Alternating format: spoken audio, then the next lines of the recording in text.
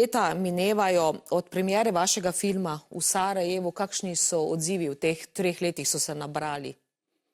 Ja, prvi mesec, dva so bili odzivi, moram reči, izjemno polarizirani.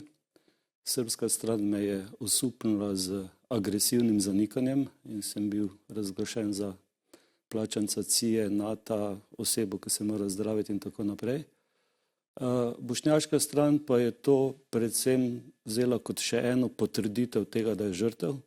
Tako da je tudi v tej luči bilo mogoče malo, bi rekel, perspektiva dojemanja celotnega filma. Mednarodna javnost se sicer je delno odzivala, predvsem zaradi zelo burnih medijskih odzivov srbske strani, ampak potem je zadeva zelo potihnila. Kaj pa odzivi iz Slovenije? Oziroma imate vi kakršnekoli informacije, morda sume, da so bili med temi tudi Slovenci?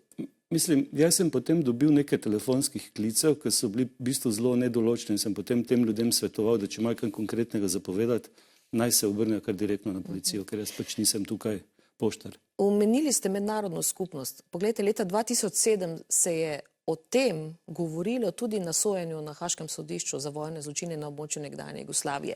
Zdi se, da je bila to neka rana, ki je bila odprta ves čas, pa se je nihče ni prav lotil. V bistvu je bilo to pričanje nekdanjega ameriškega marinca, ki je delal v času vojne kot prostovoljni gasilec na obeh straneh, se pravi na bošnjaški in na srbski, posneta, predvajana, zadokumentirana in zelo zanimivo, tudi mi nismo prišli do nje, ker to so pač gore materialov in vse, ko smo spraševali, noben ni o tem nič vedel, in so šele potem po predvajanju filma to sarajevski novinarji odkrili. To se mi zdi izjemno pomembno, da takrat niti tožilstvo, niti sodišče, niti mediji ni bilo pozorno na to pričanje. Kar je pa še posebej pomembno, je pa to, da je ta nekdanji ameriški marinec pričal, da se on tega pojava spomni že iz časa Bejruta. Se pravi, gre za neko širšo mrežo.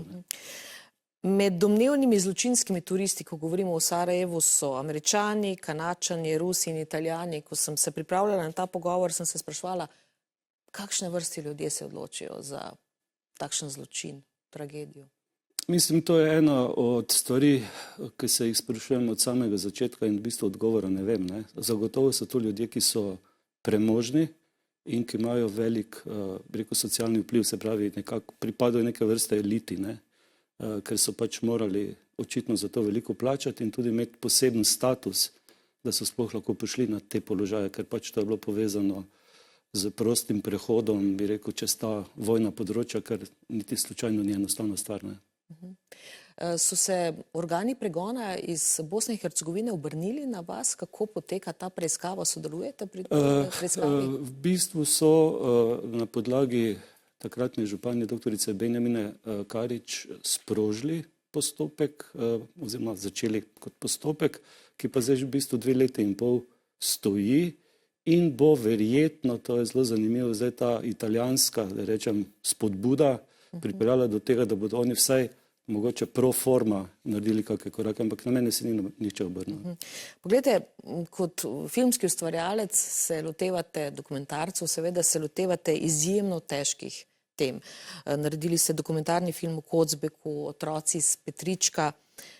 Kaj vas kot opazovalca našega prostora, govorimo o slovenskem prostoru, evropskem prostoru, prostoru te soseščine, opazovalca zgodovine in sedanjosti, navdaja zadoščenjem? Skoraj si ne bi upal govoriti o zadoščenju. Dejstvo je, da me vse skozi, študiral sem tudi pravo in že leta 90 recimo smo bili z ekipo, takrat še v času Jugoslavije, na Golem otoku, snemali torej film o informbirojevcih.